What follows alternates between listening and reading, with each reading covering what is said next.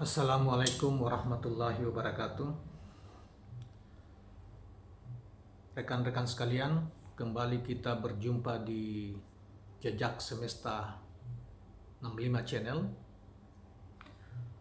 Dan tentunya saya berharap kita semua dalam keadaan sehat dan kita dapat menjalankan kegiatan kita sehari-hari dengan baik. Saudara sekalian, seluruh dunia, mungkin terutama juga kita di Indonesia, kawan-kawan yang juga pemerhati kondisi keamanan dunia. Beberapa hari terakhir ini kita menyaksikan di berbagai media telah terjadi perang antara Rusia dan Ukraina. Saudara sekalian, memang saya berapa hari ini juga menonton baik itu melalui channel televisi di Al Jazeera maupun di media-media online, di video dan lain sebagainya tentang apa yang terjadi antara Rusia dengan Ukraina. Dan saya kira ada satu hal yang membanggakan, menurut saya membanggakan karena negara-negara barat seperti Amerika dan sekutu-sekutunya terutama di NATO tidak lagi pongah seperti pada masa-masa yang lalu. Kita masih ingat bahwa Amerika dengan sekutu-sekutunya menghancurkan negeri-negeri di Timur Tengah, misalnya seperti Irak, dan para pemimpinnya dibunuh dengan menggunakan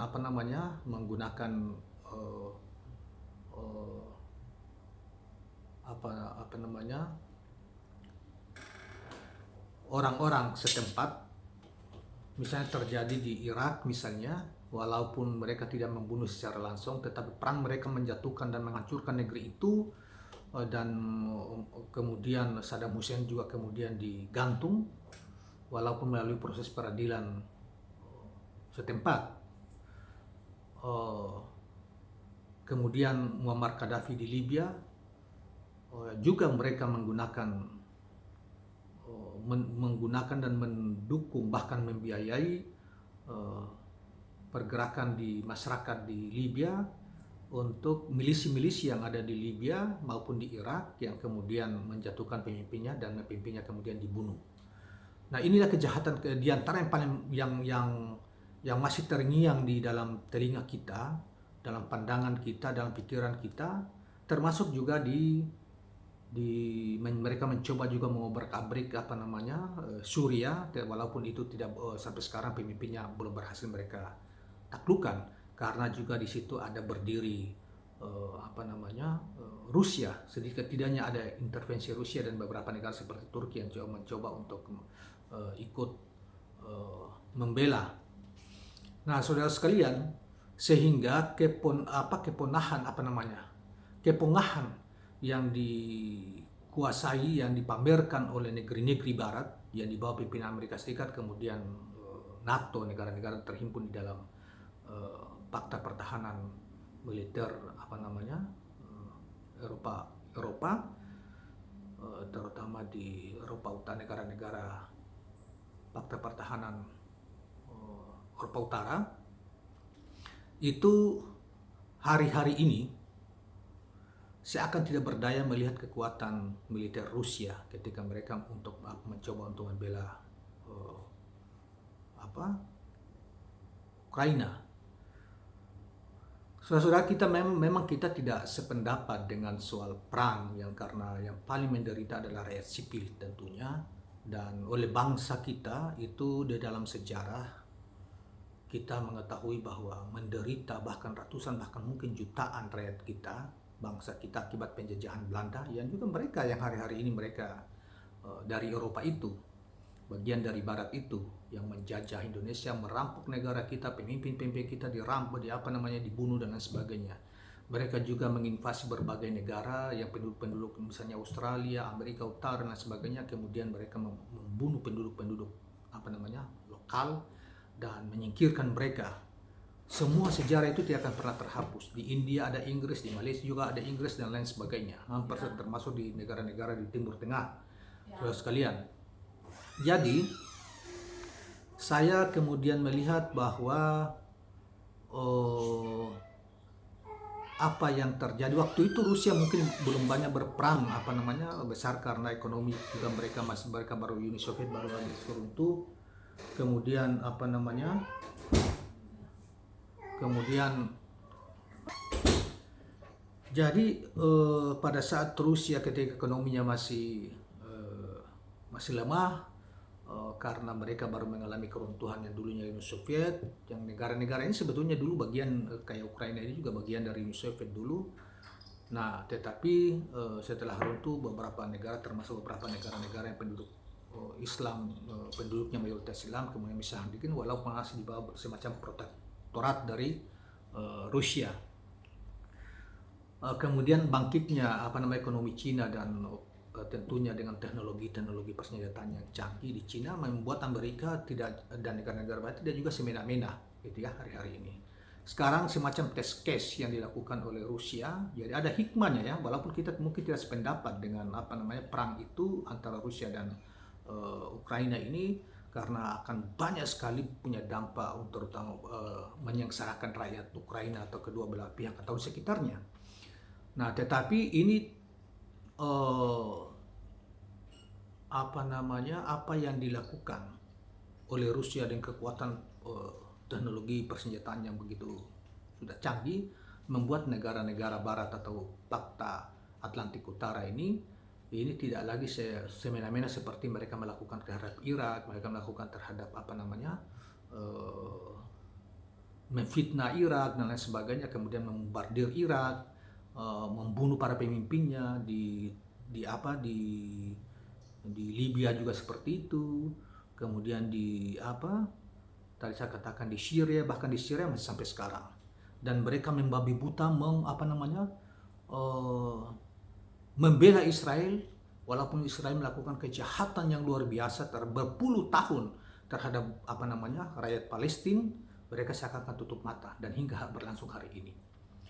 Nah, teman-teman sekalian, memang kita mungkin marah terhadap Rusia, ya, tetapi dalam konteks untuk melihat keseimbangan dunia, saya kira kita perlukan negara-negara seperti Rusia dan Cina, misalnya Tiongkok, yang teknologi ekonomi maupun teknologi militernya begitu canggih sehingga bisa mengimbangi negara-negara yang selama ini pongah, ya, terutama negara-negara Eropa Barat yang beraliansi misalnya dengan NATO dan Amerika Serikat, pongah dan mereka bisa memfitnah suatu negara dan mereka bisa menghancurkan negara itu. Itu yang sudah dilakukan negara-negara Barat, terutama Amerika dan sekutu-sekutunya di NATO misalnya. Oleh karena itu ini menjadi pelajaran. Rusia memang punya alasan-alasan juga. Rusia punya alasan-alasan kenapa dia menyerang menyerang Ukraina. Setidaknya yang paling dominan dua alasan. Yang pertama adalah mereka merasa terancam kalau Ukraina itu masuk dalam anggota pertahanan Atlantik Utara NATO. Yang kedua, Ukraina diduga melakukan walaupun itu sebetulnya soal internal negeri mereka, terhadap etnis yang di bagian timur yang dominan oleh bangsa Rusia. Nah, karena itu terlepas dari itu, saya kira kalau saya ya berpandangan bahwa dunia ini dari pengalaman kita, apalagi kita baca sejarah di masa yang lampau, mulai dari perang dunia, penyebab terjadi perang dunia pertama, kemudian perang dunia kedua, kemudian di abad ke-20 ini masuk abad ke-21 itu bagaimana dominannya negara-negara barat mendikte negara-negara kecil seperti di Timur Tengah yang baru-baru ini sekitar 10-an tahun yang lalu kita saksikan, dan sampai sekarang juga membiarkan Israel membombardir itu rakyat Palestina dan sebagainya, sehingga mereka tidak bisa berbicara bahwa ini demi kemanusiaan, tidak bisa. Ketika mengkritik Rusia bahwa mereka itu agresor atau bicara tentang membunuh rakyat dan lain sebagainya, Ukraina dan lain sebagainya, mereka seakan-akan tuli Turki tidak bisa bicara tentang humanisme dan lain sebagainya, tidak bisa karena mereka melakukan itu beberapa waktu yang lalu, yang terjadi bahkan hingga hari ini, membiarkan Israel, dan mereka tetap melindungi Israel itu untuk membunuhi rakyat Palestina dan lain sebagainya. Nah, karena itu kita lihat sampai pekan depan apakah benar-benar NATO ingin melakukan perlawanan, membantu Ukraina untuk melakukan perlawanan langsung dengan Rusia, atau bagaimana, dan bagaimana reaksi negara-negara dunia terbelah, mana di blok mana, negara-negara mana yang berada di blok Rusia, negara mana yang netral, dan negara mana yang masih tetap ikut dengan koalisi yang dipimpin oleh Amerika Serikat dan negara-negara Pakta Pertahanan yang tergabung dalam Pakta Pertahanan Atlantik Utara, yaitu NATO. Nah, saudara sekalian, seperti yang saya katakan tadi bahwa saya bangga dengan Rusia, saya bangga dengan Tiongkok yang dengan kecanggihan militer yang mereka punya membuat negara-negara barat itu bahkan bisa tidak banyak berbuat ketika atau tidak bisa mendikte satu negeri, bisa menghancurkan suatu negeri dengan mudah jika kedua, paling tidak Rusia dan China dan negara-negara yang mungkin juga beraliansi dengan mereka, itu juga negara-negara barat tidak bisa juga dengan mudah bisa melakukan apa saja seperti pada masa-masa yang lalu. Sehingga kalau terjadi blok seperti ini dan masing-masing juga punya kecanggihan militer yang luar biasa, peralatan militer yang luar biasa, membuat tidak terjadi ketimpangan, sehingga terjadi keseimbangan, sehingga blok yang satu dengan blok yang lain tidak semena-mena melakukan tindakan terhadap satu negara kecil. Ini nanti kita lihat 1-2 hari ke depan, apakah benar-benar NATO terlibat di dalam perang itu. Kalau itu sampai terjadi, maka perang akan panjang dan lebih besar dari itu, lebih besar yang kita saksikan 1-2 hari sekarang ini, yang terjadi penyerangan Rusia terhadap Ukraina ini.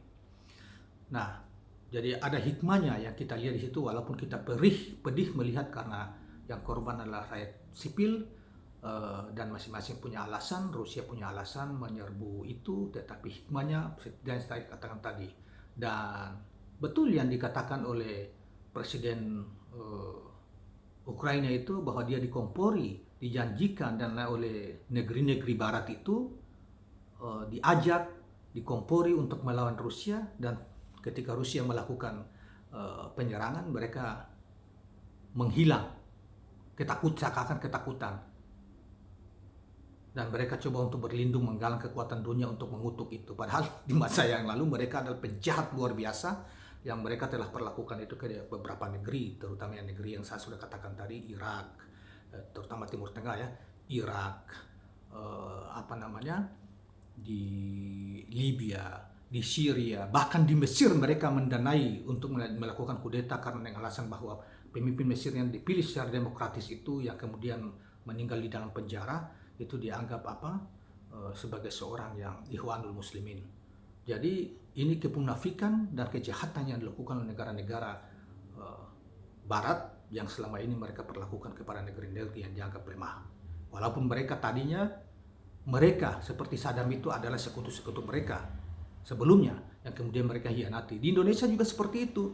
Dulu Pak Harto didorong untuk misalnya mereka melawan Soekarno, biayai diduga bahwa mereka mengompori rakyat Indonesia untuk melawan Soekarno, yang kemudian Soekarno jatuh, kemudian mereka dukung Pak Harto, dan Pak Harto naik dan mencaplok Indonesia, mencaplok Timur juga atas suruhan mereka. Dan ketika mereka tidak ini lagi dengan Pak Harto, mereka mencoba untuk menjatuhkan Pak Harto dan lain sebagainya. Jadi ya, nanti kita lihat dengan surprise ini, karena Rusia memiliki kekuatan yang luar biasa. Demikian juga mudah-mudahan Tiongkok juga akan, sehingga negeri ini, dunia ini jangan didikte oleh mereka-mereka yang selama ini melakukan kejahatan. yang tadi saya sudah katakan, Amerika dan sekutu-sekutunya itu. Memang di beberapa hal Amerika itu bagus secara dari sisi kultur, dari segi peradaban dan sebagainya, pemikiran, tetapi para pemimpinnya melakukan kejahatan-kejahatan luar biasa dalam waktu-waktu tertentu dengan menghancurkan negara lain. Nah, ketika melihat misalkan mereka memprotes Rusia padahal mereka berdarah-darah, mereka penuh dengan kejahatan yang mereka lakukan di masa-masa yang lalu, para pemimpin-pemimpin mereka. Nah, oleh karena itu biarkan ini berlangsung, kita mau lihat apa reaksi mereka, dan saya yakin mereka kelompok-kelompok ini juga sangat hati-hati karena mereka mengetahui bahwa bangsa Rusia adalah bukan negara kecil dan memiliki teknologi yang luar biasa, kemajuan ekonomi yang luar biasa. Demikian juga Tiongkok dan lain sebagainya. Nah, Indonesia tentunya karena asas kita dalam konteks diplomasi dunia adalah ikut serta secara aktif untuk menciptakan perdamaian dunia, tentunya mestinya itu kita perankan. Tetapi Anda mungkin tahu semua bahwa kondisi pemerintahan kita sangat lemah dalam pengertian mungkin kalaupun dia ketemu Presiden Putin, mungkin tidak dihitung lah, tidak direkeng oleh orang-orang timur, mengatakan tidak direkeng karena memang kapasitas pemimpin kita sangat terbatas. Mudah-mudahan ini segera di pemilu yang akan datang digelar 2024 segera akhiri dan akan muncul pemimpin-pemimpin baru yang jauh lebih mumpuni dan bisa Indonesia bisa memainkan peran penting di dunia dan dianggap pemimpin kita itu bisa dianggap di mata dunia karena kecerdasan dan pintar dan bisa membawa Indonesia bangkit dan berkemajuan lebih cepat di masa yang akan datang. Terima kasih. Assalamualaikum warahmatullahi wabarakatuh.